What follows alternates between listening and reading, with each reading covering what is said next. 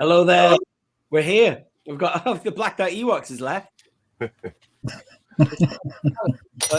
Countdown. Here we go. Hi. Come on, man. Hopefully my mic's still working. Quite funny this. We're doing a live stream tonight and got a very special guest. We've got Erin. We get this right now. Oh, yes, I did it, man. I got the right direction. There you go. You got it. I got it, man.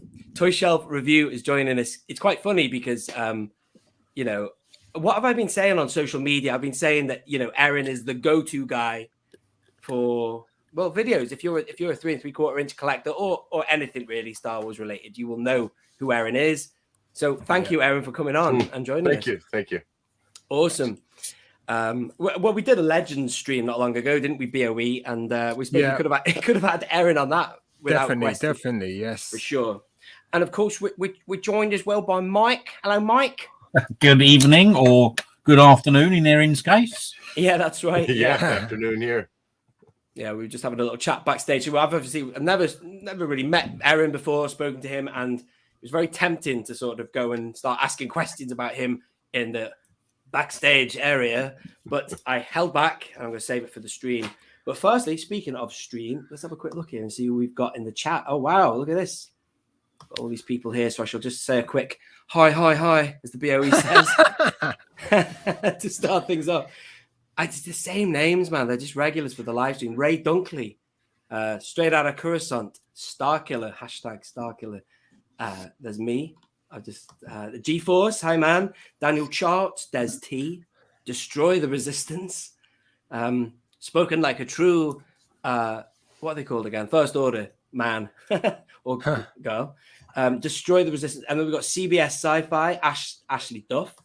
We've got the Bosk's Bounty. The Bosk's Bounty. I'm thinking of the Blacked Out Ewoks. We've got Bosk's Bounty in the chat there. We've got Dick Enormous. That's an outrageous name. Where are the moderators when we need them? And we've got, is there anyone else I haven't mentioned? Jeff De Silva, Rolando Flores, Jared Coyle. Hi, Jed. Salacious Rum. Chief Chirper, Marco, Dark Six Soldier. And then Johnny Star Wars. Wow, got some great people in the chat. Lobot. Hi, Lobot.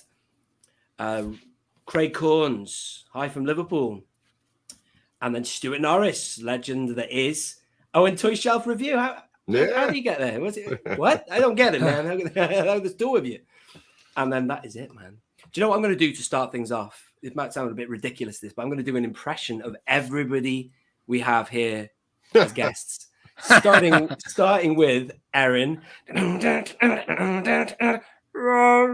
Hey, toy fans, Erin here. You got it. That is it, man. That is the intro of your. That's it. That's the thing. And then we've got Mike. Hello, Mike. How's it going, mate? You all right? Yes, mate. He's too scared to talk now because he's frightened that the accuracy level. Anyway, and then also hi, BOE, hi. Oh man, I'm blowing it, aren't I? Live on the internet. Anyway. Oh gosh. So how are we all doing, man? Now. Kev Cox as well. How are you? What should I say? Well, I'm going to get on with this now. You've got lots of people here waiting. So, but Erin, let's start off with yourself now. How long have you been on the internet? You know what I mean, on YouTube now? Oh gosh, 4, 5 years, maybe something like that. Wow. I'd have to look back, but it was when Force Awakens came out. So, yeah, 2015. A little bit of time. Okay, so pushing 6 years soon. Yeah, awesome. And you know, if you don't mind, who or what inspired you to get onto YouTube? Boredom. You know, I was kind of looking for a creative outlet. I always keep myself busy, and my kids were, you know, getting to the point where they didn't need my constant attention, and so that's kind of when I started really noticing YouTube was around and such, and I wanted to start making videos, start doing something, And honestly, I couldn't think of what to create. And I'd come in here in my toy room and say, oh, what should I make? What should I make? What should I make? And then it dawned on me I should just share my collection that way. Yeah. So yeah, awesome. When I before tonight's stream, actually, I couldn't help it, but I had to have a look at your first video, actually, and it was the Poe Dameron review. yeah. But I wanted to check that though, because you never know really with the channel if you've had stuff prior that's now private, for example, or unlisted now. So I was just checking that was your first ever thing, or did you do anything prior? No, you're missing another channel. So I have it's called Silly Movies 408, and that's where my like personal stuff is. Actually, I wouldn't be surprised. A lot of people probably saw one of the videos I did with. I just captured Ray Park at a convention doing a lightsaber thing. Oh wow! And it's got like 1.5 million views or something like that now. Like oh my god, I've seen it scrolling through Facebook and stuff where other people have posted it. But so yeah, I've got that other channel, and then I even did it was for PlayStation 4. I did a review on the controller, and that was kind of my test run to just see how things would go to do an actual toy video. And so I put it up on there before I actually did a toy review on this channel. So yeah, I guess that's the secret first video. Yeah. That's something that's a revelation tonight. I never knew that. So I'll have to check that out. So these channels, are they obviously still up and running and we can check them out? They're kind of gaming channels? Yeah. Silly Movies 408. Like I said, I mean, there's not much worth bragging about. I think my last video was probably 6 months ago or so. Something like that. So I love Ray Park, though. I don't know where there was a little bit of a controversy with him, wasn't there, on Instagram or something? But I love there was something, but he's great. He's wonderful. He interacts with the fans. Yeah. He throws himself wholeheartedly into that role anyway. Right. And I love those interviews with him, Phantom Menace the whatever's, and he says, you can't help being. It's that English accent as well, he's a southerner.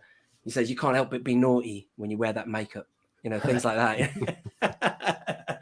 He loves it, doesn't he? But that's great, man. I've never been to a convention like that before, Celebration or anything like that. It's fun. It's a blast. Yeah, you should definitely try to get there someday. Awesome, man. That's really cool. I mean, you've ticked a couple of boxes there on some of the other stuff I was going to ask you. But let's get on to another thing. So my channel primarily is 3 3/4 inch, and the fellas you see on the screen, we dabble in a bit of everything, but primarily I'd say that's our scale. But where do you stand on your Star Wars collecting, Erin? It's 3 3/4 inch. That's where it's at. That's the passion. Yeah. Good stuff, man. Top answer. Well done. No, but it's funny that I've got I found it earlier. I forgot I had this. I never opened it. I might open it live if anyone wants to see me open it. But I got that a couple of years ago. Oh, that's cool. It is a nice looking figure. I was going to flog it, but flog it in the English sense, sell it, not flog it. But I might open that later. If anyone wants to see that being open live, then let me know. But yeah, there's probably better bets you can get now. But okay, so here's a question for you, Erin. Obviously, 3 3/4 inch, man. I would have guessed that, from what I've seen of your channel. But of the 3 different areas you can collect: vehicles, monsters, and figures, what would be your favorite area of that? Boy, I hope these questions are good, by the way. Yeah. People entertained. Kind of all goes hand in hand. Is it you who does that growl, by the way? It was me. Yes, it was me. I'd probably still go for the figures, but vehicles are pretty hard to resist. Yeah. And the creature packs. I mean, that's kind of what makes that's what makes the universe. Getting all the odd creatures and such. So, hi there, Super Awesome Geek Show. Sags, how you doing, man? Hi. Hi there. Thanks a lot.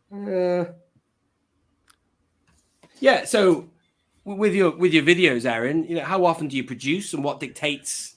I've written here content. How often do you produce? What determines when and why you make a video? Which, to be honest, that might be pretty obvious. But anyway, Initially, I had a goal of Tuesdays and Fridays, which I have failed miserably at for the last 2 years.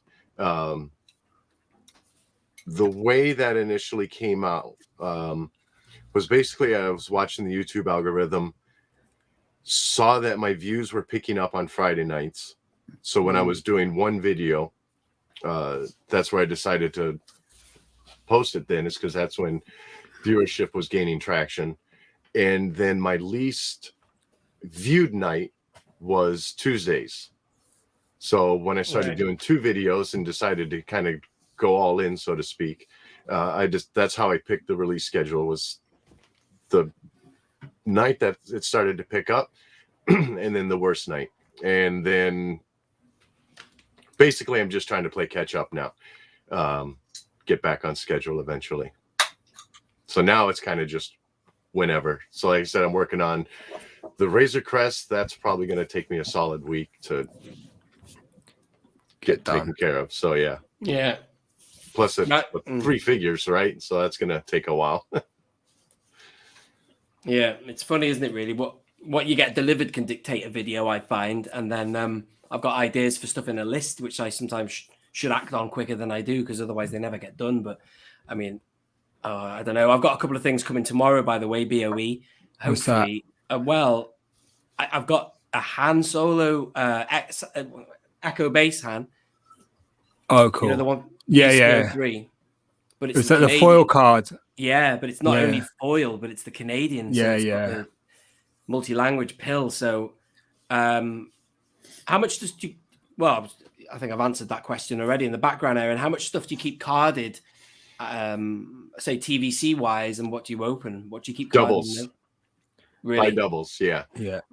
So everything is by one to keep on the card, 1 to open, and then for vehicles, it varies. A lot of what you see behind me is mostly doubles, and generally my early kind of rule was if there wasn't a window packaged to the box. So if it came with an action figure but didn't have a window, I would only buy 1, open that up, stick the box on the shelf. Then I got a little crazy and started just buying doubles, and then definitely if there's a figure included through a window, that was a double purchase then. Cool, man. Well, what's your, if you don't mind me asking, what's your most valuable asset to date then? Gosh, I don't know. Because I recently found out one of those comic packs was going for a few hundred, which surprised me. You don't have XR Kun, do you? Probably. Oh, man. Is that the one we're thinking of? Well, that's the one. I'd love that. I'd love that figure loose. If I bought it even for £1,000, I'd open it because I want that figure loose. Gotcha. It's crazy. But, you know, wow. I'm pretty sure I have all of those, so I'll say yes. I feel pretty confident in that. Wow. Yeah, I don't know. I mean, maybe my master replicas AT-AT. I don't. That's a nice piece. Yeah. It's like the one. Maybe that's the one you got behind. No, that's a toy behind you, right?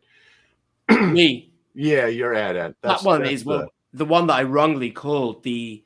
I thought it was Legacy, but it's not. It's Shadows of the Dark Side, and I learned that from you actually, Erin, when I was doing my Jabba's Palace review. Not Jabba's Palace. I'm sorry, Jabba on the Throne, which is just over there. You can't see him. I watched your video a few times, and you said then, you know, it's the Shadows of the Dark Side. Yeah, and it was the same packaging as that one, but it looks very much the Legacy collection because it followed on from that, I guess, and it's that thing, right? You know, where they have the 2005 line, Revenge of the Sith, was very like the 2006 Saga collection in a way, same kind of bubble, and they roll on, don't they? But anyway, that one there is that Shadows of the Dark Side. So yeah, I think the AT-ATs probably is. Of course, I don't know. I've got a lot of master replicas also, so those are probably in the high value range. Wow. Yeah, I'm just going to put this comment up from Shabby early. He was very excited that you were on, Erin. It's Mark Shabby Geek. I've been subbed to Toy Shelf Review for years. He has an awesome collection. Yeah, absolutely right. Thank you. Little things recently, Erin. I bought myself a Skyhopper. Oh, right. You had a video on that. I watched that, and things like the Rancor, which again, sorry you can't see all these things on that wall over there. I've got him loose now, but the Legacy Rancor. But I actually eyed up the idea of getting that other Rancor. Actually, the one, the Power of the Force 2. I very nearly got that, but to be honest, who the hell are we kidding? That one is better. Yeah, it's a nice one. Lovely piece, that, man. Awesome. So we've got loads of people here in the chat now, 68 to 70 people, which is very nice. So thanks for coming out. Yeah, thank you for coming by. Dana L. Hunter is there. Connor Fuller. And hi. We have Des T, have I mentioned it? Chief Chirper, Marco Martinez, Matthew Whiting, or was it Whiting? I don't know. So here we go then. So that's pretty much all the main questions I wanted to ask you, Erin. But I wanted to go around the horn now. We're going to talk top 5 favorite figures, but we're going to go around the horn. And if somebody takes yours, tough. You got to give us another one. So we're going to do 5 figures, top figures, if we can have a little think about that.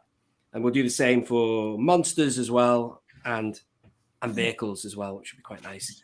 Or we'll just go round and do as many as we can before we get bored or something. But how's that sound? Great. Sure. So, okay, let's start with so Erin, let's start with you, man. Let's give us a top favorite ever figure. 3 quarter inch.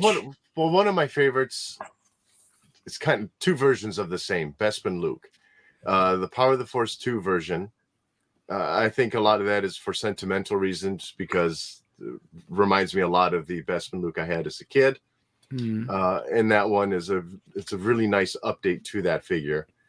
And then next is I like the Saga Collection Bespin Luke that they did. It had the suction cup antenna. Yeah. Bloody stump Luke. Yep. Saga Blue. Yeah. Brilliant. That's a great figure. It's the wound on the eye, isn't it? That's what hooked me on that one. I bought that in ones with BOE. Oh, great. Yeah. Gosh, I guess the rest would be hard to pick, Power of the Jedi.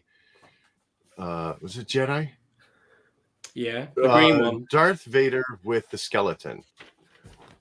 Is that Jedi or slide? That might be slide Wrath of the Emperor type thing. Yeah, I like Power that of the figure. Jedi. Yeah. Beyond that, gosh, flip a coin. The 300th anniversary Boba, or not anniversary, 300th figure Boba Fett. That is nice. It's underrated, that one. I reckon. It's got the rangefinder, hasn't it? Yeah, it's great figure. Yeah. That's probably all I could. I'm trying to look around. I only got episode 3 and Clone Wars figures around me here where I'm looking. So, well, there's a lot of good stuff there, and I'm amazed at what I find because I reviewed recently this Erin here, and I was surprised. Actually, I don't think you've got a video on this. I was really surprised and disappointed. That's a really good. Right. I nearly got the Power of the Force 2 swoop, but I didn't think it would work really. But that is really good. But it cost a lot of money. It's the Anakin Skywalker 2002 swoop. Right. It's kind of got that Mandalorian vibe going on, except I think the one on Mandalorian has more pointed teeth on the front. I think it's more slimmed out. Yeah, but I like that a lot. That was really nice. Yeah.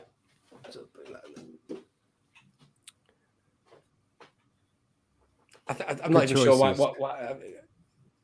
I brought that in. I can't remember where we're up to there. I've lost track. It's the top 5 modern 3.75 figures. So, I think I only gave you 3 or 4, but something inspired me to reach that off the shelf. So much to check here. Okay, cool. Let's go to Mike. Are you there, Mike? Yes, mate. Yep. What are your top 5 figures, mate? Let's have a bit of you, mate.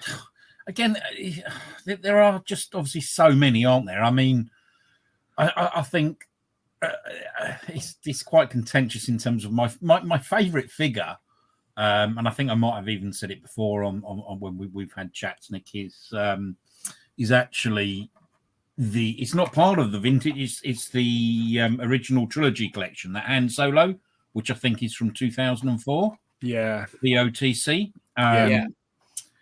I know, obviously, we are well overdue an update on that. And yes, I know, obviously, he has got very sort of thin legs, but I think the sculpt's very, very good. The head looks pretty good. And when you consider where we're at today in terms of, the sort of the face sculpts and everything else that they've done, that is still, to me personally, by far and away my favorite figure I think I've ever owned from that sort of since recollecting. Just very quickly, Mike, I've gathered my train of thought now, Erin. I don't know if it's the pressure of being live or whatever. I just couldn't think why I reached and got that speeder bike. It's because my point I was trying to make was there's so much stuff that we don't know about in 3 3/4 inch.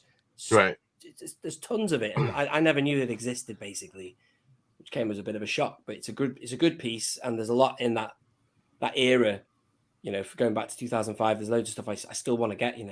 Fill out my but that's the thing as well, though, Nick. You can, we I know we've spoken about this, and BOE, I think you'll agree. Even some of the things when you go back to like the Power of the Force line. And I'm not talking about the really sort of chunky figures, but some of the sort of the background figures and characters. Yeah, good. Even from that line was really, really good. There's some great figures in that 30th anniversary. Yeah. If you're looking at things like, I know obviously people talk a lot, and myself included, when we talk about HasLab projects and wanting things like cantinas and things, you can pick up so many of the cantina aliens and aliens that were essentially on, around sort of Mos Eisley. And there's some really, really good figures. I don't mean in terms of articulation, obviously, but just in terms of the general look. Yeah, exactly. The sculpt. Right. Yeah. There are some great, great figures. The sculpt and paint application was really good for the Power of the Force line back in the day. Absolutely. Yeah. And that's the thing. I mean, it depends again on how you're going to display all of these type of things. I mean, I remember myself and Nick, I think the first time I ever did a live chat with Nick, we were sort of speaking about the differences between some of the 5 PLAs and the like the TVC line, and there were some really, really good 5 POE figures, for example, from like the Rogue One's collection. And Solo as well. Saw Gerrera in that. Yeah. As a 5 POA, but I mean, in terms of the look and the detail was unbelievable. So, there are so many great figures out there. But it depends, obviously, how you want to place them, what you want to do with them. As simple as that, really. It's a great line, and that's what we've said about the 6-inch line. They've got a lot of catching up to do, a lot of people to cover before they can ever get anywhere near what's being covered in the 3 3/4 inch scale. But I suppose they'll always stick to the main characters of the OT, and then obviously they've got the new stuff that's coming out, and they'll always do the key characters from that as well. But there's just a treasure trove of stuff you can get. Of course there is, but it's really interesting because what you've tend to have seen, and I think. I've watched lots of obviously ERIN'S videos, BOEs, Boss Bounty, all these different, obviously all of you guys on your channels. The 6-inch line tends to get the figures, well, generally speaking, first, as in terms of releases. But the quality of what you're now getting in the TVC surpasses what you're getting, I think, in a lot of instances on the 6-inch lines now. So it's almost like they're putting.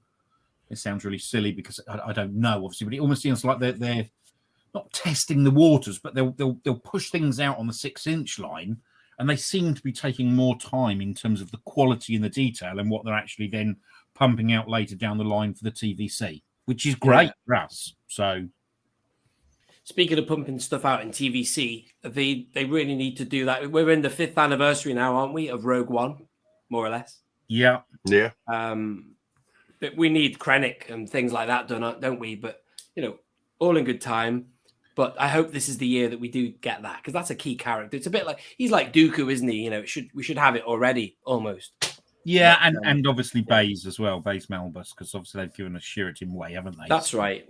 They could do with updating that 5 POA figure was good. But even like, what's he called now? Saw Gerrera, that was a lovely figure, lovely sculpt of that. Yeah, that's what I was saying, Nick. I mean, the actual sculpt on that 5POA was brilliant, absolutely brilliant. And you know, you wouldn't even need to change the head sculpt on that. I don't think you could improve on that. And I know that sounds really daft, but the head sculpt was great. The body looked good. It was just 5POA.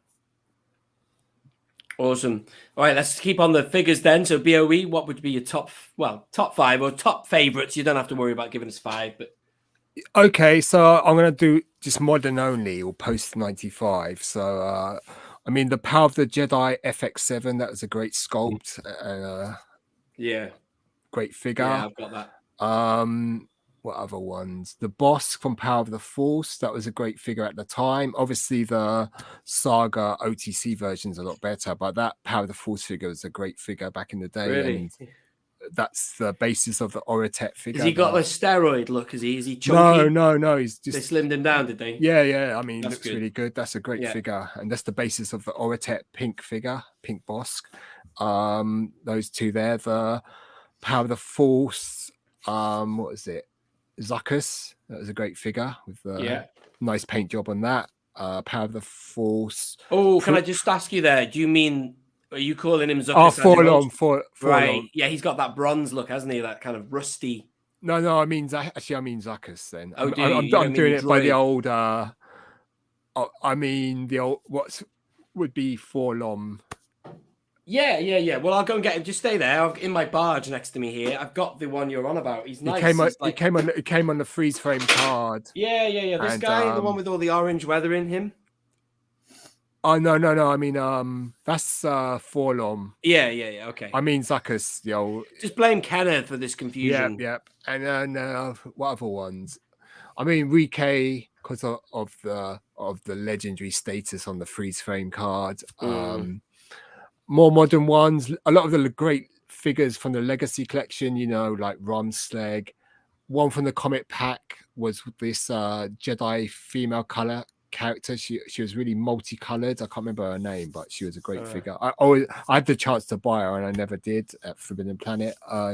So there's quite a lot of great figures. Darth Crate, you know, stuff like that. Yeah, I'd love to get hold of that. Question for you there, Erin. Does Erin display any of his figures, vehicles in dioramas? Or does he have any custom? So I do display them with playsets that Hasbro put out. You know, the cardboard diorama that they did for, it was later in the Power of the Force line with the Cantina. They did a Jabba's Palace. So I've got that loaded up with figures and various playsets that are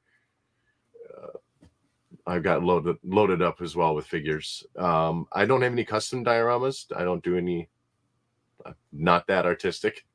So another question here. Hey TSR, Toy Shelf Review, loving the lines of Clone Wars ships vehicles behind you. A man after my own heart. And then have you any you have not got?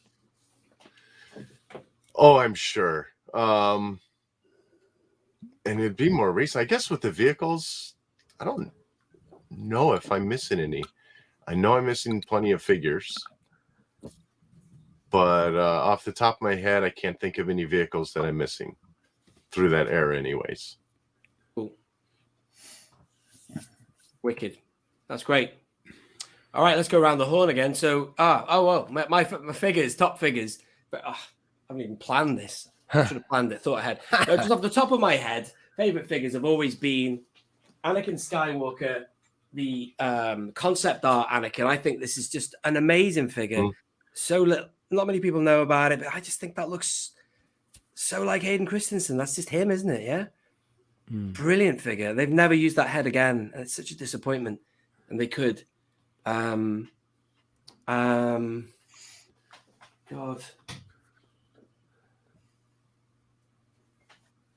I can't even think. My mind's gone completely blank. I need some reminders. There's so many favorites I have. Some more modern favorites would be like last year, the what's she called now? The Mandalorian. Not Satine. What's her name? Bo-Katan? Yeah, sorry. Bo-Katan. Great figure. Pretty good figure. And I love the bib as well, the one they brought out there. And that's a good thing because they're just, they are really, pushing out the quality. I have to say, it's really good. And then this reminded me a lot of the yak face they made for, around the barge era. That was a great figure. And, it's just really good to see that. But, we're getting good quality back in this scale again. That's really good. I hadn't really thought too much about figures really, but I sort of had vehicles more in mind for the stream because, well, I think you mentioned like there was so many last year, wasn't there? When you've got, Mithril, IG-11, some of the ranges, that we've got in that last year are just through the scale, aren't they? Let's be honest. Yeah, they're awesome figures. Pretty much all of them that we got. Quick question: the Mandalorian of the book of Boba Fett. The Mandalorian. Good man. Yeah. Entertaining though it was, I think I've been watching started watching it again recently. Here's a little thing from Mark O. Tell Erin he needs to upload more often. Yes, I do. Yes. Yes, I do. I'm very flattered by this one here. O.O.K. So hard to find that Anakin since you started doing videos on it. Well, it's always been tough to get, I reckon, that one. Okay, a lot of the legacy collection are tough though, because they've got some really great, like Ron Sleg. I've always wanted that one, but it's always been expensive. I was going to say some of them now, BOE on the secondary market, the legacy collection stuff, is off the scale. Yeah, like this gentleman here, looking for carded figures now. That guy, ridiculous. Yeah, that was an expensive open. That cost me about £40. That I think. Maybe great figure though, isn't it? Oh yeah, maybe 35. I can't remember. I mean, that's just Daniel Charlton. No, he found it for me. They should just do a simple repack of that, shouldn't they, in the vintage collection? Yeah. What's this? There's a rumor. I don't know if anyone can clarify this. There was this rumor that they'd lost the molds for the legacy. I don't know how that is possible. Oh, I haven't heard that. I mean, I don't know if I've got that completely wrong. Somebody please correct me if I'm wrong there, but I could have sworn I'd heard somebody say. I've heard that as well. So, but how would that be possible?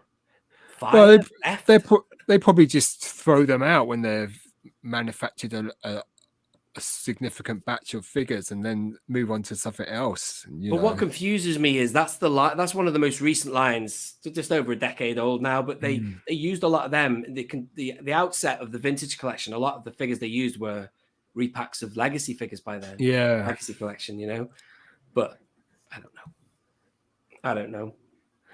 Okay. Awesome. So let's move on to vehicles then, fellas. That's got to be quite an interesting topic. As I say, I think of you, Erin, more with vehicles, really, when it comes to your channel. So let's talk about top vehicles, favorite ever vehicles in 3 3/4 inch. Well, sail barge. And even though I haven't opened it yet to look at it, I'm sure the Razor Crest is going to be up there. The big Millennium Falcon.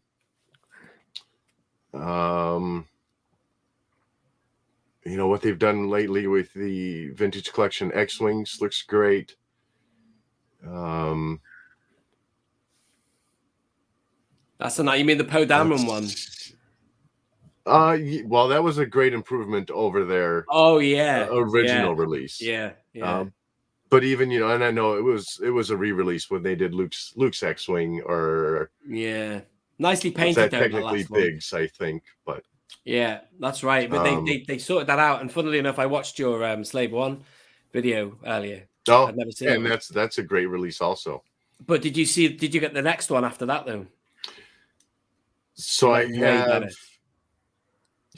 the newest. Yeah. And then they redid. I shouldn't say they redid it, but they did release more quantity of it. So yeah, I have both versions of that one. I didn't realize how plain the back of that first Slave One was. It was on your video. You flip it round, and the paint job is so intricate on the one there. They've got like yellow, that disc thing is yellow, and they've got this oil effect all over it. Yeah, they really great as well. They did a great job with that newer version. That other one just looks like so inferior now, but you were right. It's the Django one, isn't it? What's that one, Mike? Again, the Django. I think it comes. Oh no, yeah. Well, the Django one comes in the Clone Wars pack, doesn't it? With I think Obi-Wan's Starfighter as well, and you get a young Boba Fett. Yeah, it was from the Clone Wars. Rise of the Bounty Hunters. Yeah, that's the one. Was the pack it was called? Yeah. So so they did that one. Obviously, you've got the original two. I think it was 2010 one that or maybe 2013. Erin was maybe when the first Slave one that they did in the white shipper box, and then obviously they re-released that one, didn't they? Right. I'll stop you there, Mike. Can we call it the fire spray now, please? Find it. It'd be interesting to see. Demonetized. I got demonetized. It'd be interesting to see if they, again, another simple respray for them to sort of give us an update on that on Jango Fett's one, wouldn't it? Do you know what I mean? So Right. So the question from Des T there. Sorry, does Erin pick up his figures brick and mortar or online? Which does he prefer? Well, it's pretty much online because at least distribution in my area is not good. So I would not have any luck finding anything. I prefer brick and mortar. I like the hunt. I like going out looking for something, and then the excitement of I found something and walking away with it. Online and now all the pre-ordering that we're doing is kind of anticlimactic because sure, you're excited because you got your pre-order in before it sold out in 30 seconds, but I guess I'm old-fashioned. I like going to the store and finding the toy. You can't beat that. You can't beat that. No. So Erin, on that side of things then, so everything that is released online, for example, can you always pick up in a store? Because certainly, I was going to say, because certainly here, we have to do an awful lot of ordering purely online. Yes, there will be some things that you can find from certain retailers, but we don't have that many toy retailers in the UK that you can go and generally pick things up. It's more a case of order online, and then if you happen to find something in a store, it's a bit of a bonus. Right. And it's Erin, isn't it? ERIN, not obviously. It is. That's all right. That's all right. It's the tomato thing, isn't it? Right. Maybe. Erin. It all works the same. There was a good question above from Lobot, and he asked you what your holy grail would be, and if there was anything you were still after. Forgive me if you've already touched on that. I can't remember. Well, I know there's a handful of figures I'm still looking for from Vintage Collection. And I mean, going back to 2010, and basically when the distribution started to really start to fail, I've got pretty big gaps. I can't remember anything off the top of my head as far as what I'm really searching for. I keep a list so that I don't have to try and remember. Yeah. I've started keeping a list now, Mike, and the BOE for my Star Action Figures orders because they were getting a bit out of control. So, I need to keep a track. So I've started writing things down now. You can always go online and see your orders, but that's a faff. Right. It's nice sometimes to see it. You know what I mean? Were there any other vehicles, Erin, you wanted to mention that were your highly most regarded? Any? No, not. I guess not off the top of my head. Okay, cool. I'm just going to go next, fellas, if you don't mind. I've got to say, I did a little video earlier on Patreon. I just was in here anyway, rearranging things. And I did a video not long ago, top 10 vehicles ever. But most definitely, I'm actually thinking about taking top spot now with the Razor Crest. I'm not even kidding. Wow. Because it's so hard to stop taking pictures of that thing, man. It just looks amazing. It's got its flaws, which we'll talk about in a bit. But it is a really good vehicle. I'm actually considering making that my top. The Barge was second place. First place I gave to the Falcon, the Legacy one primarily, which is that. But obviously the repaint of that or whatever the re-releases looks better. Yeah. That was my first because it's the Falcon at the end of the day. But I swear to God, my favorite vehicle now is the Razor Crest, without question. I think, or give it a bit more time, but I think it will probably be there. No doubt on that. Good choices, yeah. So where were you up to with your review on it, Erin? How far off are you from completing that? I got the box on the table. That's as far as I've gotten on it, actually. It was just getting to it today. I wanted to start yesterday, but my toilet broke, and well, let's have what happens. Life I saw that tweet about your toilet, man. Yeah. Well, I keep getting pictures of Mike's bloody Razor Crest on his bed, so I can only assume he's sleeping with it now. I don't know, but it's just the way. So, Mike, you've got it out of the box, though, haven't you? Though, I did get it out of the box because I think, as you know, Nick and BOE, I don't actually, unfortunately, have anywhere to display things. So everything I genuinely have is lots of things that I've never even had the chance to open. That's just a fact because I have nowhere to display them. I will do eventually, but at the moment I don't. So, but I was interested in seeing the Razor Crest only because I obviously looked at reviews, not just, I'd seen obviously like Boss Bounty's review and obviously Nick's and a few others that, the guy from Hasbro that reviewed it. Yeah, Chris. And then obviously I'd looked at different things obviously online in terms of the Facebook groups, in terms of some of the horror stories. So I was a bit like, well, God, I've got to at least try and get this out and have a look. And I spoke with obviously Daniel Chart as well. And to be fair, I was blown away by it in terms of the sheer size of the scale of it. Yes, there were some issues. I think everybody's had some sort of minor issues with not just the vehicle. I appreciate some people have had major issues in terms of the distribution, in terms of the boxes. And again, that throws up sort of something else completely different, doesn't it? Because they could have packaged it a little bit better.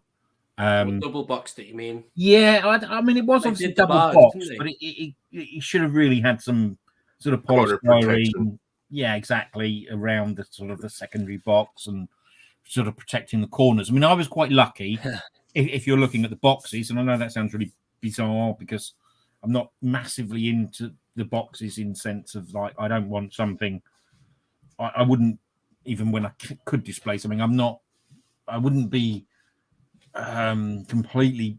You are going to get little dings on these things, and some of the sort of I know I'm going a little bit off of tangent here, but some of the sort of people have said, "Oh, I've got a ding here and a ding." Listen, if you've got a massive scrape down the box, that's ruining the whole aesthetics of it, I can understand people wanting that displayed, but you're always going to get a little ding on the side of things. But in terms of the actual crest, yeah, I was blown away by it. The sheer scale and the size, yes, there are little issues. Like Nick's video that he did, that sort of sliding canopy for the front landing gear. Yeah, mine doesn't. I can't get it to shut at all. But Daniel Charts does. That's really frustrating. But yes, well, terrible, Erin. Good luck on Daniel, and it'll just come back. It's terrible. But I mean, to be fair, that's the only issue I've got with mine. I have seen people, and the only reason I wanted to open it and have a look at it properly was because I've seen people that have had like cracked windows in terms of from the front canopy. There were big gouges underneath. So yeah, I mean, I got away with fairly lightly. My box had a very slight ding on the right hand corner, but the chip is great. Yeah, there are issues with it. I mean, yes, it's not obviously 100% screen accurate, but you can't because of the nature of the scale and the size. No, it's not far off though, is it? It's no, exactly, Nick. But really good. I suppose the one gripe that I've got, it's two gripes. That front canopy doesn't have a hinge, so you have to take the whole lid off, if that makes sense.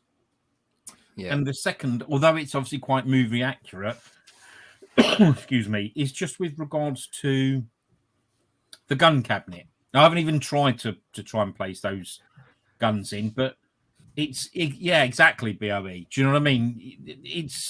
But that doesn't add any playability to the vehicle. And so if you're looking at, for example, like where they put the ladder and things like that, yeah, that's not accurate. It's sort of further back. You think, well, actually, I think, as I said this to Nick, I'd have rather they made it where all the webbing is. They put that gun canopy back there. I know it wouldn't be screen accurate, but it'd be far more playability, and from a diorama point of view, a little bit more accessible. That's all. But I mean, listen, these are little minor gripes. At the end of the day, this isn't really. I think when they sent it through, I think it's quite clear on the box. It's for 13 plus years old. So it's Yeah, not it does, really isn't it? designed as a toy, is it? This is No. a proper collector's piece. It's a Yeah. display piece. And ultimately, you know, we shouldn't really gripe about the playability of it. You know, we're grown men. We're not going to sit there and Well, yeah. play around with it too much. So If you, it is amazing. It is an amazing vehicle. oh yeah, it looks incredible. So as I say, it's hard to stop taking pictures of it if you know you're that way inclined on Instagram. I don't upload a lot to Instagram, but the lighting was just great before, and I was snapping the hell out of it. But still, sorry to cut in on you there, Mike. If you've quite finished, No, I'm done. I'm done. I'm pinning this, putting this comment up here. So, link to Erin's channel, by the way, is in the description. Toy Shelf Review, and I put go subscribe, and I've also put here and enjoy the content.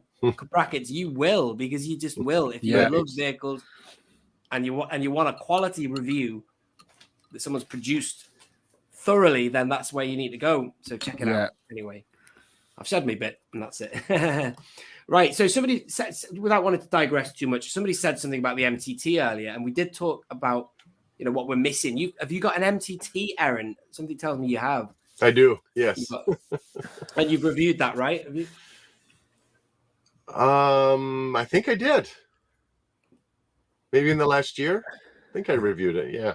Right. Well, that would be one vehicle that I'd be after. I seem to be going vehicle nuts, as Michael vouched for.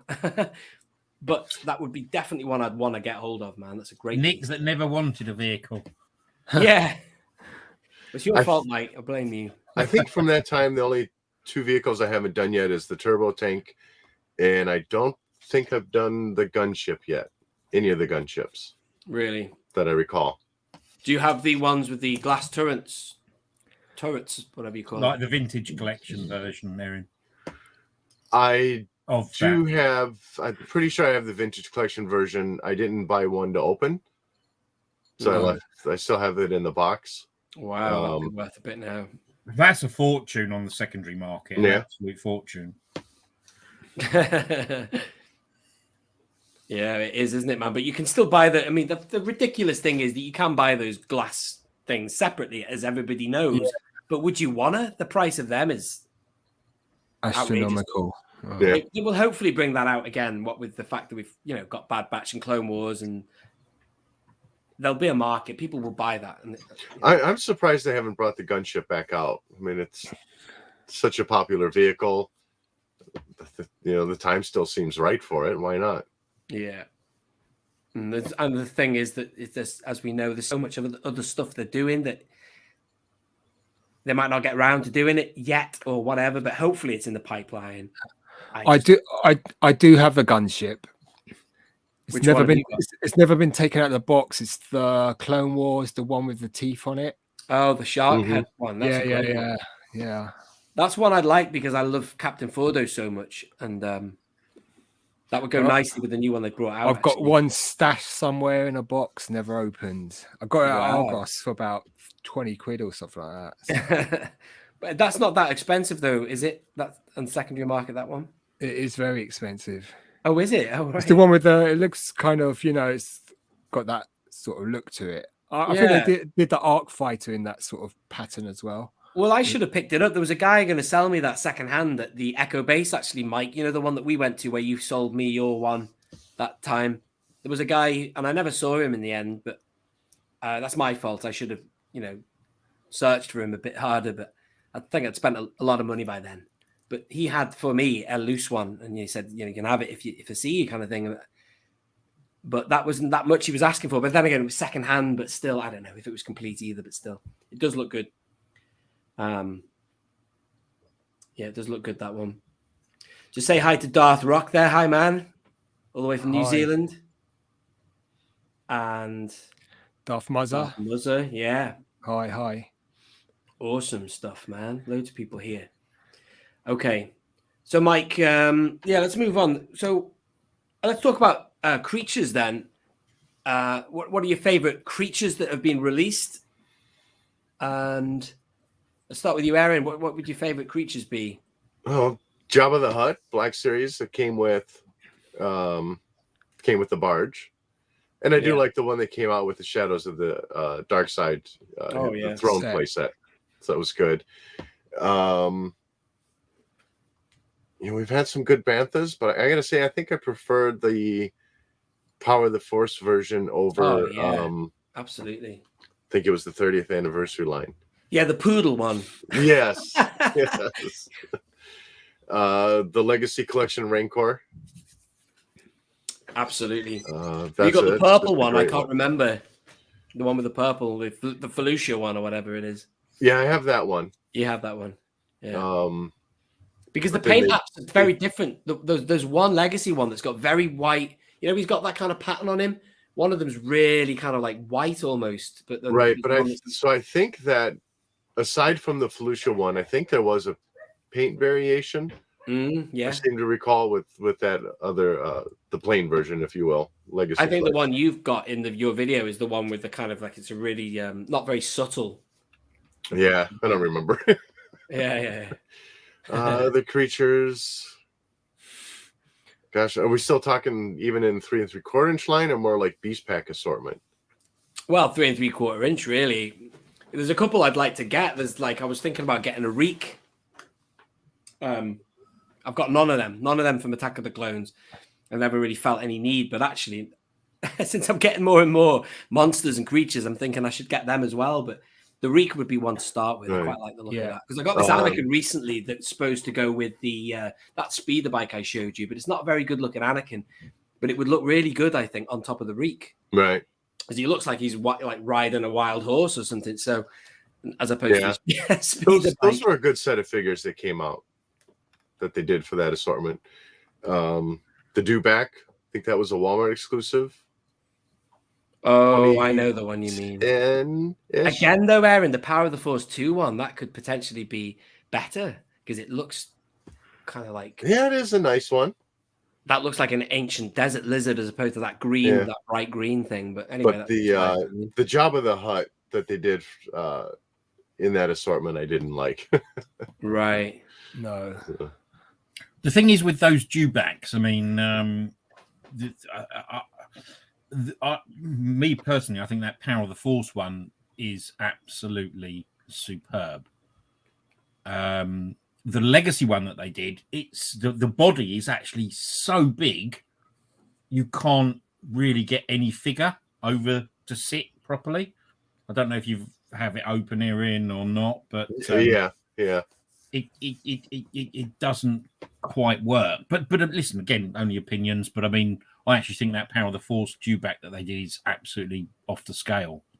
I think it's superb. You've got it on display, Nick, haven't you? I think I have. Yeah, the Power of the Force one's brilliant. And again, it's amazing how good those two are. Well, that three, that's the big three. I've got the Ronto is really good. I did not. He's laughing. It's funny that he's laughing, Erin, because I did not believe him. He kept saying it's really no, Erin. I was trying to say to him, "You got to get one. You got to get." And I was like, "Nah." I just did not want it. I just thought it was just like embodied everything about the. I've got no big issue with the special editions at all. At the time when I was 16 years old, I thought, "Wow, it's great seeing all this stuff," but I never thought I'd wanna, or never thought I'd buy one. But no, it's really good, man. It's like I've never bought any Jurassic Park stuff, but that looks like it could be as good as texture-wise and paint job-wise as anything that's in those lines. You know what I mean? Looks like proper good paint application. That I thought it would look crap, basically, but it doesn't. I think in my early days when I was collecting the Power of the Force, I would buy all the figures, but I'd certainly buy a lot of the vehicles and the creatures as well. Early stuff like the TIE Fighter, those creatures, the Ronto, the Jabba, the Dewback, and all that sort of stuff. And then it's as I went on and on, I just concentrated on the figures because of space and stuff like that. So that's the trouble, though, BOE, isn't it? I mean, obviously Nick's got a collection room where he's got a loose room and a carded figure room, but for a lot of people, I mean, it'd be great to have all these things on display. It's just not practical. Yeah. We'd love to buy everything, but at the end of the day, how the hell do you display it? Yeah. And I mean, there was just a load of other stuff. There was all the Micro Machine stuff. There was all the all that sort of stuff. I collected heavily as well back in 95, 96, 97. So I've got tons of those sets dashed away somewhere. So, yeah. Look at that there. So the Legacy dewback fits in the Razor Crest cargo hold, but won't fit through the door. So somebody mentioned earlier about the blurg, and that is definitely one. You know, if we were to turn the conversation onto what we do want to them to release for creatures, that would be definitely on the list. But people are saying it's too small, the Razor Crest, for that. But it might not necessarily be too small. No, they could have made it wider, though, couldn't they? Though. Yeah, I mean, I think you know, Daniel Chart made a very good point. The back end of the crest should have been slightly wider, but you know, yeah, you're not going to be able to, even if they give us a blurb, you're not going to be able to fit 2 in. But I think, you know, from that last video, Nick, when you had Shabby on, you know, he was saying that, you know, you've got to give us the blurgs, because there are, you know, from the point of view of just give it to us and we'll buy multiples of different colors. It doesn't matter what you do, you'll sell them. Little shout for Left Coast Graphics there. He's giving away, and he's got his stuff's great, by the way. I'm giving away an autographed and unpunched Yak face when I reach 250 subscribers. Wow. Yeah, his pins are awesome, aren't they? Very good, yeah. Amazing stuff. Yes, it's a pin. Great. Unpunched. Brilliant. Yeah. Where are we up to here? Yeah, so what else? Yeah. Hang on a second, fellas. Let's see where we're up to. This is that's the problem with hosting these things. You've got to steer the ship. You've got to be on it. I lost the track of where we're up to.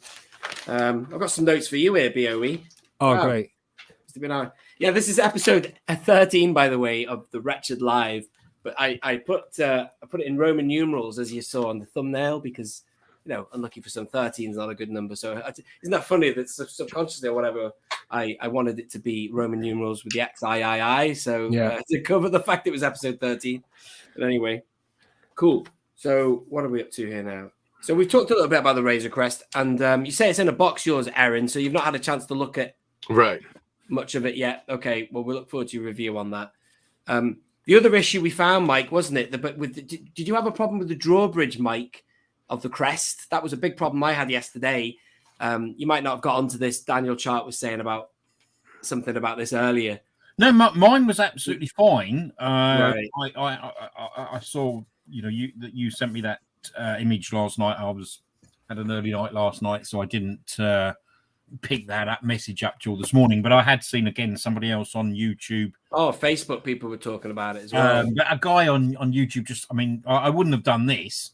You know, I suggested to you getting a hairdryer out. He got a heat gun out on it. And I was like, what? It could melt the sodding thing. It was just so frustrating because you could see that you could see it was inside. It just wasn't coming. It was like, but obviously that's the paint, isn't it? The paint had seized it up. But it did come out eventually. Daniel was going on about using one of the other you know, I think a couple of other people have had issues with those like when you what do you call them? When the doors drop down, there are the two sort of oh God, I can't even explain this. The landing gear. That's it. Yeah, no, not necessarily the landing gear. No, the sort of the drawbridge type things, the pillars on the side. A couple of people have had those sort of snaps and things like that. So, oh dear. But I mean, I think it was the cover for where the landing gears go in. Some people had little points breaking there or something. Yeah, and I'd also seen a couple of people from the States where the landing gear was meant to go in. It hadn't. I suppose the plastic hadn't even been sort of created properly, so you actually couldn't even put the landing gear in. Yeah, it was just sort of. You know, I mean, yes, you can. Those things are all rectifiable. You know, with a little bit of research or just being sensible and being delicate with things. But at the end of the day, you know, you're paying a premium price for this product. You know, I think, and Daniel Chart made Dan made a really good point, saying, look, this is a really premium. You know, if you've spent, this is a really, really expensive item. It should be flawless, really. Absolutely. Yeah. And a lot of the covers, the inside covers, Mike.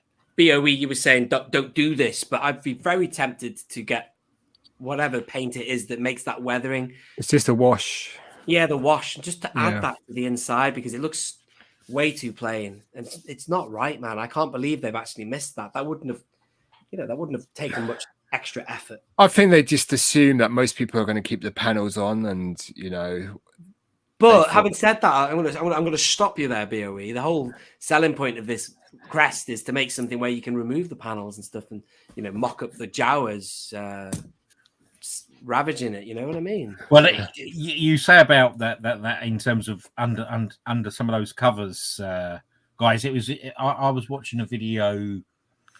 Again, I can't remember who it was. Somebody in America, which obviously doesn't narrow it down, but he was actually using.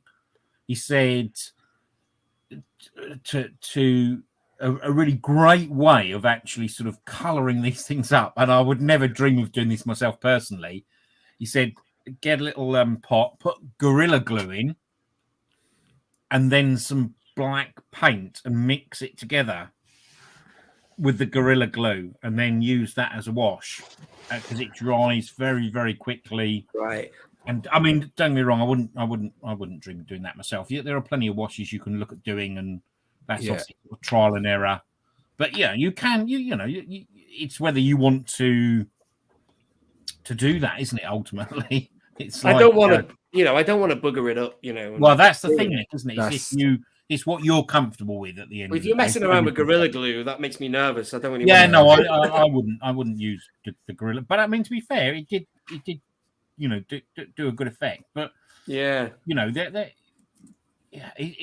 it depends on how you're going to display it. Most people, as you said, Erin, I mean, to be fair, they're not really going to have it displayed with all the panels loose. I wouldn't have thought. I mean, great for diorama scenes, and like you said, if you've got all the Jawas and bits and pieces, but it shouldn't be a decision that we should have made. It's a very expensive vehicle that should have had a decent wash because they are removable parts. And they're removable parts for a reason. Yeah. So, I've seen it. Oh, sorry, BOE. I've seen a video where someone pulled off the engine nacelles or whatever they are with the orange bit, and they've actually put lights in them, and it looks quite good. Yeah, I see that. Yeah, I saw that. Yeah, I mean, the funny thing is, the first thing I saw was the landing gear when I took it out, and the landing gear obviously has that beautiful plate of it. It's got the silver plating, the metal plate, but then the actual legs themselves just have nothing on them. And I thought, wow, it was almost like they were supposed to be inside. That's why they didn't bother doing it. But no, you predominantly see them outside the vehicle because they're the actual feet of the ship. But they had but it's actually very interesting, Nick. If you, and I know lots of people have got some issues with this. If you watch The Mandalorian, that landing gear is actually pretty plain. Right. I know you don't see it very often with that landing gear down, but it's. I'm not saying it's screen accurate, of course it's not, but yeah, it could have. There again, look, you're always going to find little niggles, aren't you? This is the thing. I mean, my massive gripe is, for example, when they reissued the BMF in the vintage collection as part of Galaxy's Edge, I was like, do we need batteries? Do we need to have the electronics? I wanted that whole vehicle to have a top that removed. Oh yeah. With I didn't see the point in all the noises and I know, stuff. Exactly. I know Tim at Boss Bounty has gone on and loads of things. If you look at a lot of the stuff that they've done with the vintage collection from the tank and everything else, but it doesn't need the sounds or anything like that. I just think they missed a trick with the vintage collection Millennium Falcon. I don't know why I've gone on about it loads and loads and loads because I don't. No, you're right, Mike. I don't think there would. I don't necessarily think that would be something that they would give to you as a HasLab project because they'd have to make it enormous, wouldn't they? Do you know what I mean? But I support you wholeheartedly on that, Mike, because as you know, what the first Galaxy's Edge Falcon I got was faulty, and that was the sounds. It was just making noises to itself. So I had a faulty one. But also, if it meant we were going to get another living compartment, it would have been nice to have seen what they did.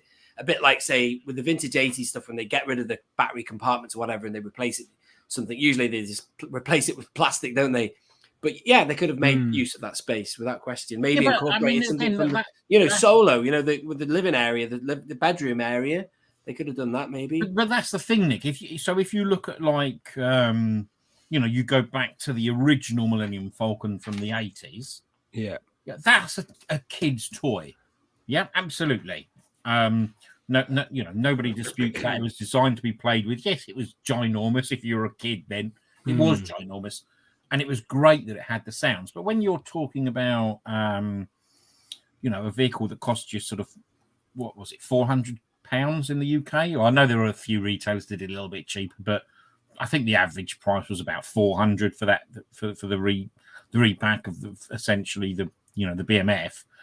Does that really need the sounds? I don't know. Again, it's more a display piece. It would have been far better had they opened the whole thing up. It doesn't need the sounds because I've got the die-cast tie bomber from 1980 loose, and I appreciate it, and it has no sounds. Yeah, exactly. I just don't. It's a grail piece, Yeah.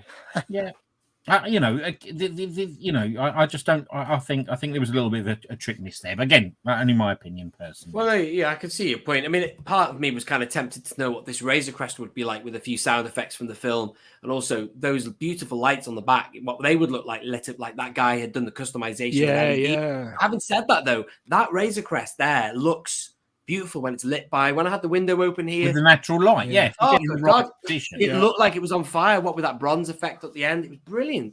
So fantastic. Saves faffing around with electronics that can only go kaputski over time, Yeah. But anyway, interesting. How long have we got you for, Erin? Just out of interest. However long you need me. Cool, man. Yeah, you're pretty easy going. I You like might this guy. regret that, Erin.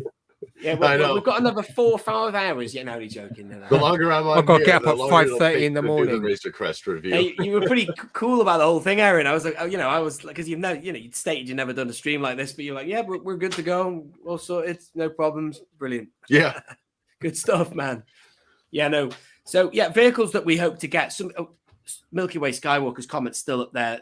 Yeah, I was going to say the panels there. Mike, just the last word on those side panels. If they weren't blue plastic on the inside as well, that wouldn't be as bad, would it really? Because some of them, when you remove the panels, they are that dark grey, which is more forgiving, I think. Don't you reckon? It's that blue, Yeah, I mean, isn't it? on the top, obviously, where you've got the escape pod and everything, that's very nicely done. Oh yeah. Look, at the end Very of the nice. day, if people want to customize it, fine, it's no problem at all, is it? Do you know what I mean? It's up to you how you want to play. I mean, I just think a lot of people, if you're going to do things like Instagram photos and things like that, where you're going to want all the pieces off and you want to put a backdrop and things behind it, then yes, you would probably want to wash on that type of thing. But for the average person, I don't mean average, that's really awful. What I'm saying is, for somebody that's actually picked this up, you're probably going to display it with the panels on. That's just, again, interesting point by Lobot there. He says potentially most people will plain display it and will hardly ever look inside. Exactly. Yeah. Which is very true, Lobot. However, this is the thing I loved about the other items in the vintage collection. I've respected them for weathering where you wouldn't expect them to go. You know what I mean? Like panels on the skiff. Yeah. Like you take them off and it's just a nice surprise when you lift it and you think, my God, look at all that. They've like weathered the metal piping and, it's just awesome the way. I just think fantastic. And in fact, I've got 2 skiffs that I display, one with all the panels off actually, just so I get a chance to see that. Yeah. Because otherwise you wouldn't, because it's just like got flooring over the top of it. And it's the same with that tank as well. That's a great piece, that, and everything inside is just. But I think this is maybe detail. Sort of one of the reasons, Nick, that some people are, and rightly so, having a little bit of a gripe about these things is, although those what was the skiff originally priced at, sort of £50 in the UK? Yeah, about that. Yeah, sounds about right. 50. And I think the tank was 70, possibly, right around there. That's about right. Yeah. And they're beautifully weathered. If you're then paying $350 for a HasLab project, you would have expected the bells and whistles. So. Oh yeah, because I'm pretty sure they weathered absolutely everything in the barge, like inside and out. It was all covered. You know what I mean? But anyway, just to digress a little bit there, just to show you this, I'm not really that dipped into the vintage 80s line much, but this is a graded squid head I picked up at Echo Now, Base. this is BOE's area of expertise. That's mine, yeah. This is it. Hi. But anyway, we're going to hopefully talk about this at some point. So me and BOE are going to do a little trade soon. Yeah. No problem with me mentioning that publicly, but we won't go into too many details. But what I'll do is I'll video this and review this, and then I'll send it off to BOE when we've got it all sorted, and then I'll look forward to reviewing what he sends me, which would be great. That a nice little link up. Yeah, great. We've done that before, haven't we, with the rocket firing Fets? Yes, we did. That was nice.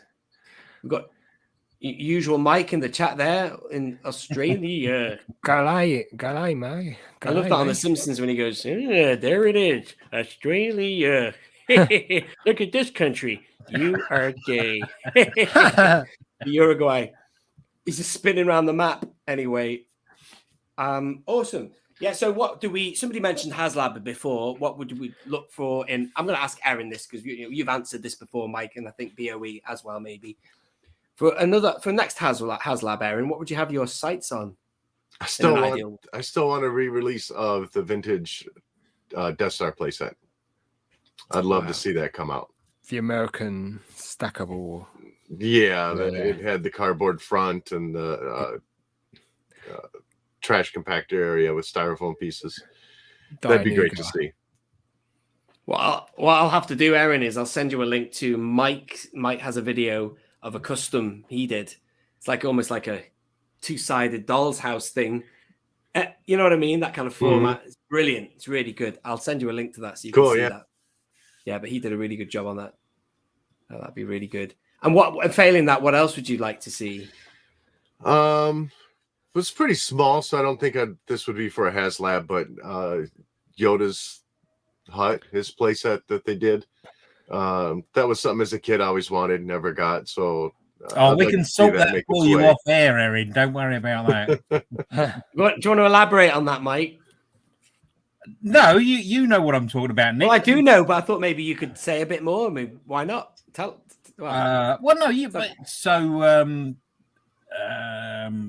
There's a guy obviously on our Facebook groups. Ian from ID3D that does printing. It's called ID3D. It's called. Yeah, sorry. Yeah, IB3. Really good 3D printer, but there must be tons of them out there. But he's a really good one. Yeah, I picked up a Yoda hat from him. I think it, with all the accessories, cost like £25, including delivery. Yeah, you had to sort of, I had to prime it and paint it and everything. But I do all of those sort of things myself anyway. So, and it was for what it actually cost there it was superb. Absolutely. Yeah. We can send you some pictures afterwards and see what you think. Yeah, sure. So that's cool. What does everybody think about that for a next HasLab? The clone training room. Oh dear. Be very monocolor, that wouldn't it? It's just black, isn't it? With just a few green or blue, grid. Whatever's. Anyway, interesting. We've got Sandcrawler here and the Cantina. Of those two, I think I'd probably have to say the Sandcrawler. I mean, I think with the Cantina, that'd be great fun to populate with all the alien characters. Oh, yeah. That'd be just so much fun. Yeah. So it would just depend on the scale that they did that though at BOE, because and how they would do it as sort of I think Erin mentioned earlier about the Power of the Force lines when they just did those cardboard things. It's got to have a visual aspect, doesn't it? So there's that, not playability, but in terms of how it looks, it's got to be able to display properly. So it'd be interesting if they were going to make something like that. How would they actually do that? That was all. And they might be on the right track. I don't know how it's going to fit together, but we had the Jabba's playset, so not the throne, but it came out a year ago. The little side area where Han Solo was in his carbonite block. Yeah. Now we've got the throne room coming out, although from Book of Boba Fett. interesting to see how those do they connect together. And maybe if they could start putting out, like they did for the Rebel Blockade, start giving us some modular pieces that we can put together, and maybe we could eventually end up with a full cantina or something to that effect. That would be really nice. So that's the thing, Erin. They would have to do it properly with the cantina, because I think the size of the that you've got in that playset coming out next year, oh god, what they called it? Sorry, I've completely lost. But it's just like 1982 when they did the micro collection. That those sets were connected. You could connect them. You could connect the Death Star world, the Hoth world, and the Bespin world.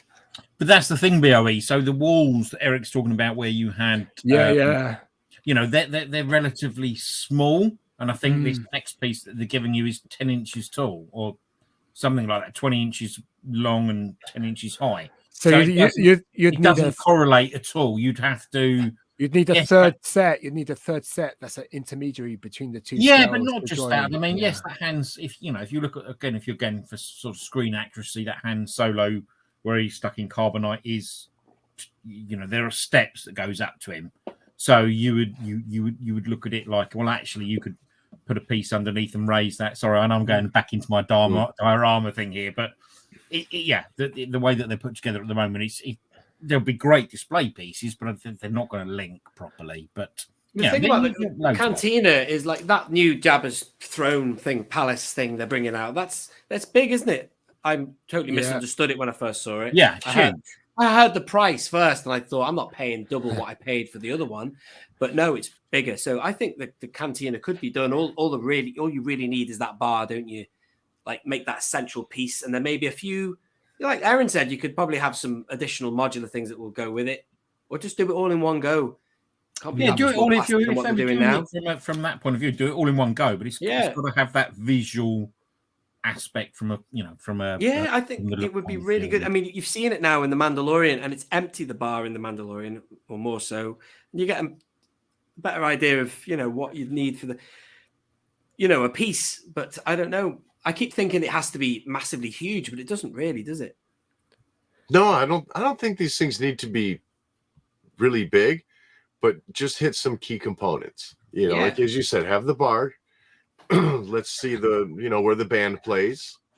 Let's get some tables in there for Han Solo and Greedo to shoot it out. And you need to get that booth, definitely. Right. The Han Solo booth. Get the other side, but. Yeah, and we've got Georgina Norris here said, I want to mention this because you wanted that, Mike. Last time we talked about HasLabs, you said that in Ewok Village. Yeah, absolutely. I mean, the three things from my point of view that I would love. That would be nice. I want a sandcrawler. I think I've made that plainly clear. That would be amazing from a HasLab project point of view, but.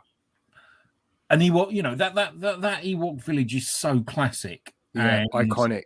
Exactly. How many tree stumps would you envisage, Mike? Sorry to cut in on you. Like, how much plastic are we talking? You don't need to go stupid. I mean, if you actually, I'm quite fortunate. I've got a friend of mine that still got. I never had it as a kid, and he actually still had his one originally from 83 or 84. I think it might have been.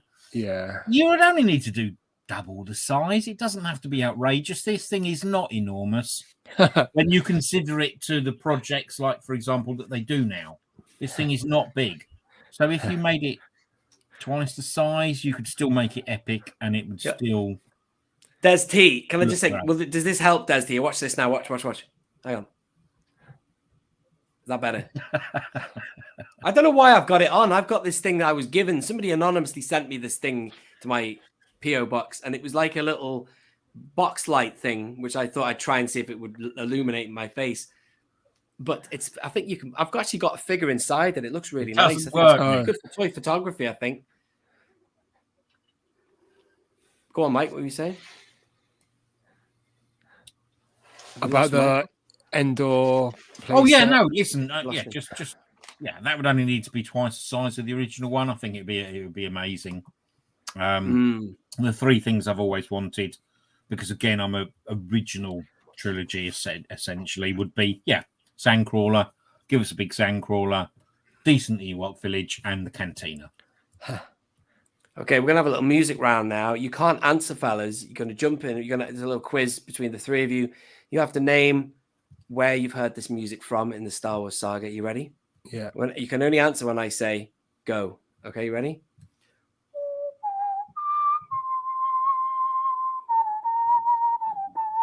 Mike. No. Return of the Jedi. Yeah. He's not listened to the rules, has he, man? He's supposed to wait until. Okay, hang on a minute. Go. Oh, so we can say the answer now? Yeah, go on, Erin. Okay. That's the celebration of Return of the Jedi. The original. The original. You can't beat the original Yub, but that is a lovely piece. That's probably one of the best things they did in the special editions, that little piece of music at the end. It's lovely, isn't it? Good old Johnny Williams. Des T says that's better. I've got rid of that stupid box light thing. I was apparently looking very pasty. I could do with putting a bit of makeup on. I'm getting a bit of shine off this receding hairline here. I think I need to start putting some makeup on before I go on here. It's happening to us all, man. Yeah, I think I can understand why. I had to Look at block Leo, my you lights got a for that. grey hair in sight. I've got tons of grey hair. What was that, Erin? You said that. I had to block my lights off to cut down on the reflection. I might turn some more lights off. Is that better? There you go. I think I'm going to stay. Oh my God, look, it's still happening. Oh my God, I'm just going to sit in dark. And do you know what? Sod it. I'm going to go and do what Mike's doing to have an avatar. I still haven't got one ready. Let's hide my face from public. All right, fellas. Well, just very quickly, got a little bit of extra time there. Yeah. Erin, if you don't mind me diving into your, beyond the figures, what with regards to we had the book of Boba Fett recently. Have you got any thoughts on what you saw? How did you enjoy it? I enjoyed it. It was, indie Star Wars is great Star Wars. It's good to have. So not going to knock it, but I do think Mandalorian was a much better show. Boba Fett, there were a lot of aspects to it that I did like. The flashback scenes with the Tusken Raider. I guess we can spoil things now, right? Is that all right, everyone? Of course. If you missed it, I guess. Too bad. Luke Skywalker showing up. Yeah, was fantastic. And the episode with Mandalorian in it was great, which is a bit of an odd thing, I thought. Do you think that Disney did do that? Do you think that they actually thought, oh my God, the ratings are going down here, we're using the 2 episodes from the new season? I don't think so. I feel like that would have taken a lot of effort to cough up that episode and get it out there. I think that was their way of introducing him into the show for him to join the battle. I have no idea, but I feel like that was planned. But yeah, it was good. It was just kind of a little all over and not as much Boba Fett as I wanted. So yeah, I agree. I liked it.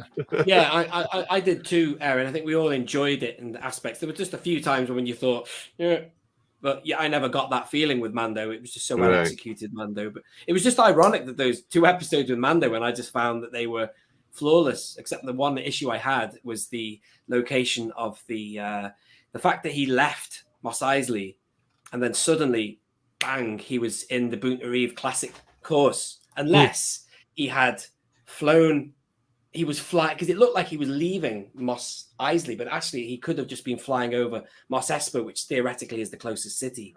And it just so happens to be that I looked online to find out how far apart they were.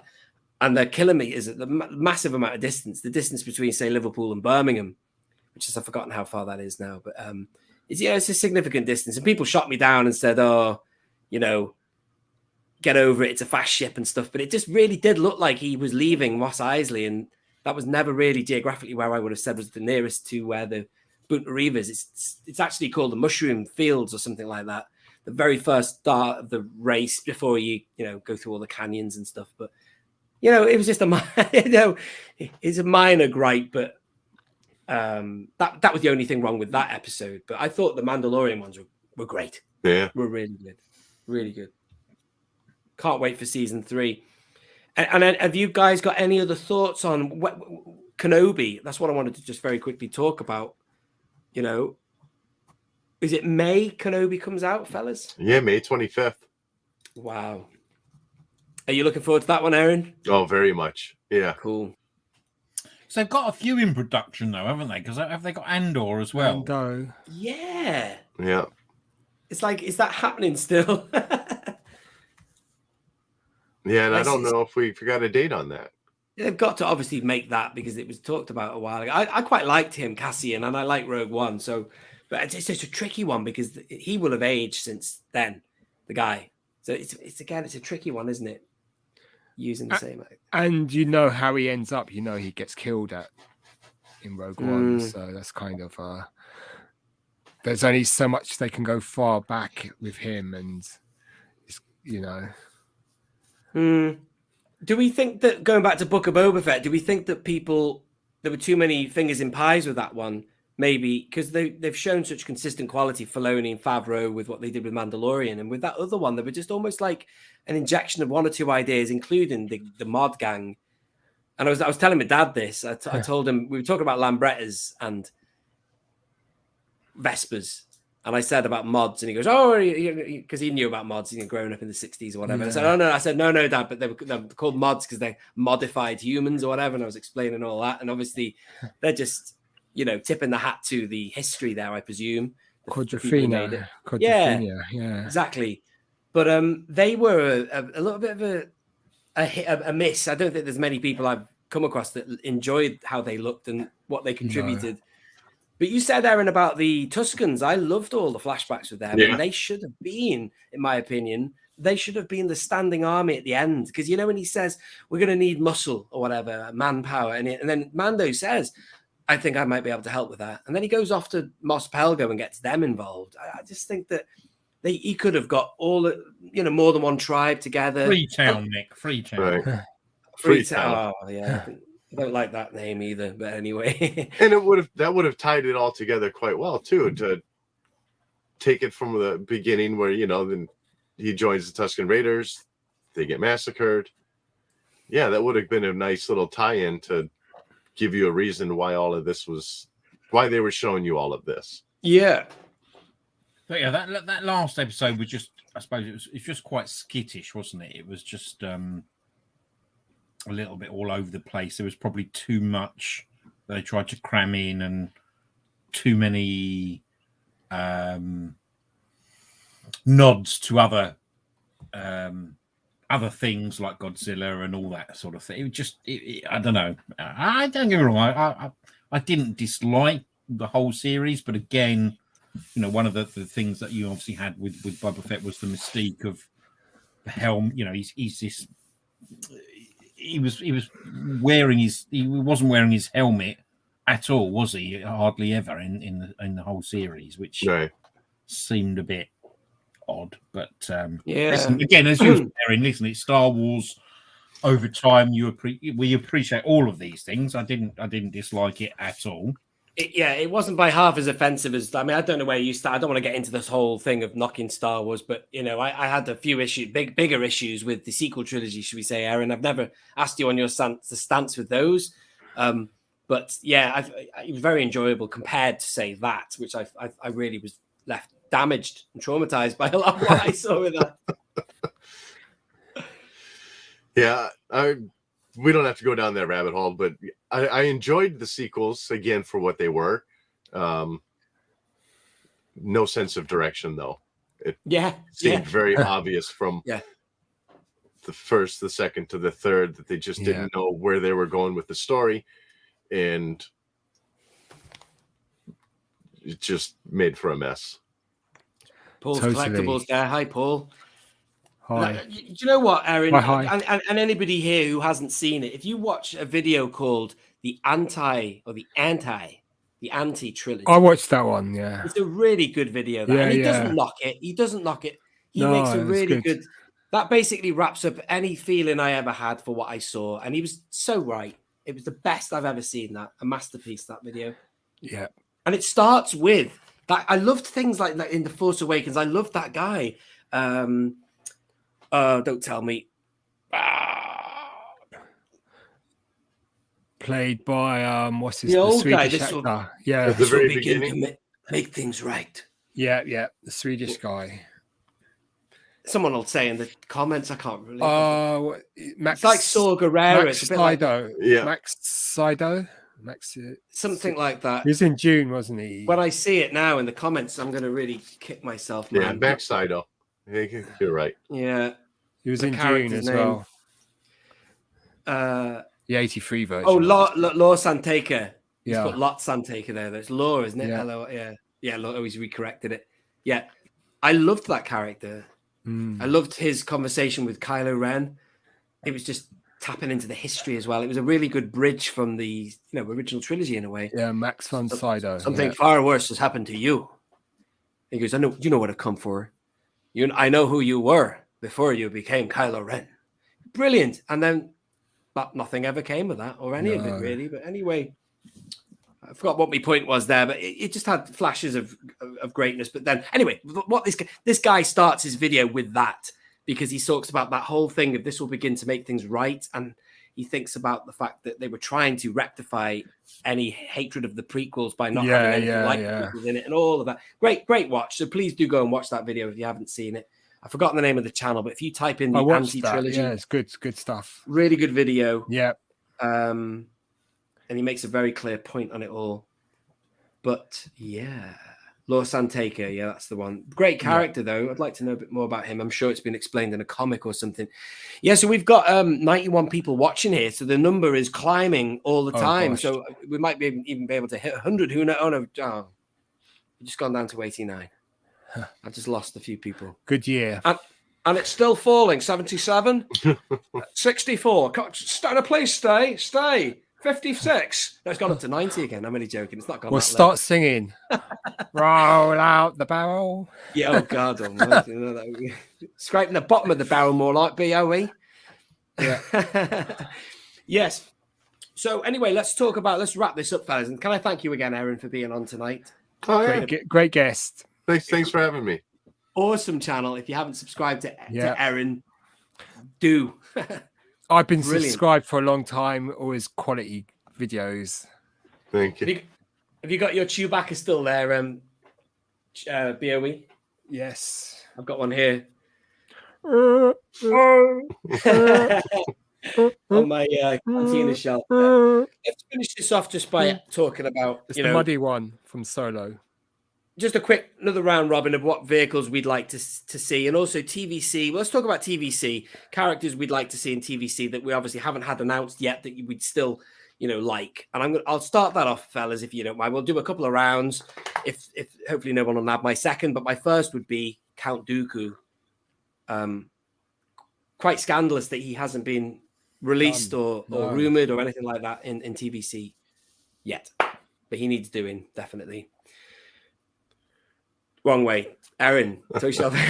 I would like to see a proper U-wing released, larger scale. That really needs to happen. As far as a figure, I'm sure there's plenty. I can't think of any off the top of my head.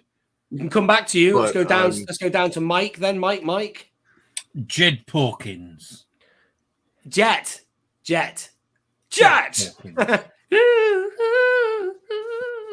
I think he was in a Legacy pack, wasn't he, as well? I know they did him in the Was he? Power of the Force line. Power of the Jedi. He was. Power of the Jedi. But I'm sure he was. I'm sure he was in a 3-pack. I think. Really? Was he in that? That was It's the Shadow of the Dark Side line, also. I think. Was it? Okay. The It Rebel- might have been that. I don't then, Erin, recall. sorry. Apparently it's Jack Porkins after all that. I can't believe that. I thought it was Jet. How embarrassing. God almighty. What is it, Jed? No. Jet. We've had Jet. Okay. Jan, and his wife is called Jan Porkins. Well, now, But I'm sure they did that in a it was in a 3-pack. I'm sure. He was on the Power of the Jedi. Yeah, Yeah. I've got that Whole one, time. Billy, and that's I think that's a great figure. But I'm sure I think they did a slightly better articulated figure. Erin, what did you say? The one, what was it? I can't remember specifically him getting another release, but I know they did a few Rebels packs. Yeah. Of pilots, but I don't recall him being in those. I thought that was Return of the Jedi focused. I'm sure I've seen him, Hint. other than just the. There's an Empire pack because they've got the Snowspeeder 3-pack, haven't they? Yeah, I think so. Yeah, you could be right. I certainly don't remember everything they've released. So, yeah. Also, do hit the like button if you are I've here. got Jet Porkins, that card, the Power of the Jedi cards with the R2-D2 figure on it. It's a miss card. Oh, right. How about that? Yeah. Yeah, how about that? I haven't seen it since about 2001, but I do remember buying it for about £7 in Forbidden Planet. Dooku, Revan, and Leia, and New Hope. That would interest you. That's Darth Kenobi's choices there. That would interest you, BOE. You'd like the Leia, I love Princess Leia, and well, she's one of my favorite. Obviously, I'm a vintage, old school collector, so my favorite 3 figures are Han in the vest, Luke Farm Boy, and Princess Leia buns. So those are my favorite 3. Another one that's gone under the radar a little bit. That was one I was banging the drum for a long time, and I forgot about him. Was that Luke Farmboy or Luke Farmboy updated? Yeah. That could be easily done. Yeah, by now. I can't believe they've not given us that. I mean, we still haven't got the ultimate Luke Farmboy, and we've that was for yonks. Yeah, that's ridiculous. Actually, I forgot all about him because they gave us so many Lukes. We got the Yavin, the pilot, we got the Jedi, we got a reissue of the Bespin one. I'm sure there was another Luke as well. The Yavin one, the Bespin. Well, not the Bespin really. The Jedi Knight one, and then the pilot one. I think that was the one. That was the 3-pack, wasn't it? Pilot, Jedi Knight, and pilot, Jedi Knight, and there was another one in the 3-pack. Stormtrooper. That's the Stormtrooper one. So they've given you a lot of different head sculpts for. Yeah. They need to sort that out. I'd love a return of the Empire Strikes Back Luke in dressing gown. They did it in the Legacy collection. With the arm. Yeah. It's got the arm. So 2-1Bs attaching the robotic hand. We'll meet you at the rendezvous point on Tatooine. Yeah. That's the one time they say Tatooine, isn't it? I think. Yeah. Maybe.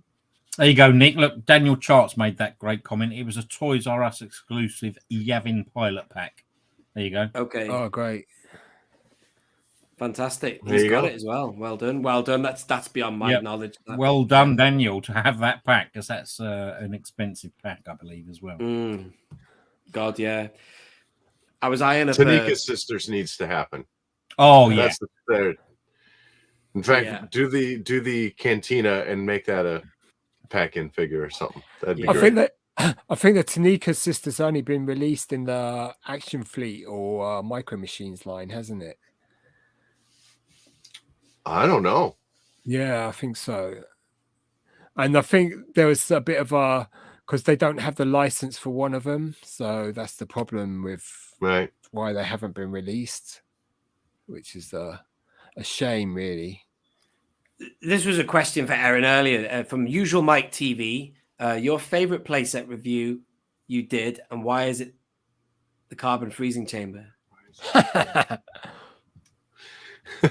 Oh, I see what you say. Well, which one then? Are we talking Power of the Jedi or I read it differently when it was on the screen. I did, yeah. I was trying to figure that out too. Yeah. The first carbon playset really is a fun one. I mean, sure, it's not screen accurate or whatever.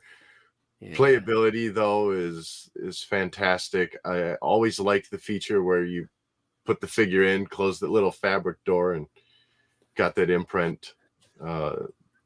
Just not a lot of room on top for your figures, but it was a fun one. And I do like the new one that they did. I know it got a lot of complaints for being not much to it, being relatively plain, but the area was plain, at least in my mind. I would have loved to certainly seen the claw and something overhead. But I like it for its size. Yeah. So we've touched on a couple there. We touched on Farm Boy Luke we need. We talked about Dooku, Mike, what would you like to chip in with for a figure for TVC? Well, I mean, mine, Nick, was, to be fair, as I said, it is Farm Boy Luke. That's the one I think that we are mainly missing. However, we are also missing the original Leia, aren't we? From Yes. From A New Hope. I think, when was the last time we got? Was it? Which was the last? Well, VOTC, wasn't it? Yeah. I think you're right. 2004. Yeah. Same with that Han as well. I mean, people do argue that and I agree, Mike, it is a very good Han Solo, but it is moderately skinny as well. The legs are the legs skinny. I just like the listening. That's a lovely figure. It's weird. I just like the head sculpt. Yeah. I mean, this is another good one that came out of the Legacy Falcon. That one. Yeah. That's a very good but one. It's got that's got the twist. It's got the swivel arms, doesn't it, Nick? That one. Well, yeah. Swivel elbows. Yeah. You're right. It does. Yeah. It's got the gloves though. I love that. The driving gloves. But if you go back to the original, exactly. You go back to A New Hope. We're missing Luke. We're missing Han, and we're missing Leia. 3 of the biggest figures. And we could do with an updated Obi-Wan classic. Yeah, absolutely. Yeah. I mean, to be fair, they've done a few, obviously, Obi-Wans, haven't they? In terms of the Legacy one, Nick, I know you love, don't you? The Legacy Collection Obi-Wan. Was it the Legacy one that you love? I'm leaning forward behind where the camera is my. Well, that doesn't look very good. That pose, yeah. My cantina shelf. I don't know why the arm's like that. Hello, sailor. He's like that. I know. It's because he's stood behind Obi-Wan. Anyway, that's a custom. What are you doing tonight? Yeah. Something on your heel, Luke. No, the other one. I love that when you do that thing. Yeah, so that's a custom I made. That's the body of the 30th anniversary that came with the evaporator, because the head of that one's terrible. It's like a brown head. There's nothing like Mark Hamill. But that's the head of the Stormtrooper one. It doesn't stay on very well, actually, but still. Oh, hang on. I need that lighting. Let's put this back in here. This is making me look pasty, but that makes any difference there.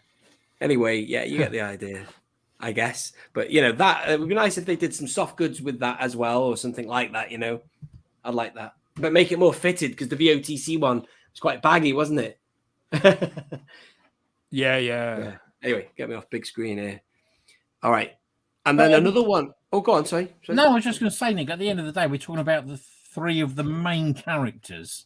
Leia, Luke, and Han, and they all need re-releasing.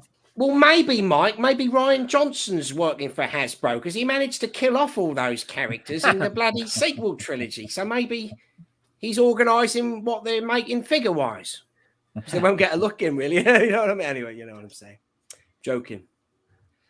Well, yeah, that would be good. And then also the 8080 driver, that would be an awesome car back to bring back for TVC. I keep saying that one. And the figure primarily, Erin, I always go on about is the 5POA. I think it was in the Rebels line. I don't know if you ever got hold of that 8080 driver, but phenomenal figure. I don't recall. I know I missed some of those. It's a brilliant sculpt, that head, that they've got it. They've pretty much got it in the bag. The most screen accurate 8080 driver they've ever made, but it's obviously 5POA that. But if they could use that sculpt and then articulate him, then that would be a really good. That would be just like my favorite ever TVC character and figure in the world, because that's just a personal one. That one, that's probably one of my first ever figures in the 80s. Was the 8080, the AT-AT driver. It's easy to say that. Yeah, that would be awesome. What about you, BOE? Stuff that we might not have been pipelined yet, that's a key character from the 96, or they say they're going to do the 96, but what would you like 96. To see even beyond that? Let me think. Well, we need the Bespin guards.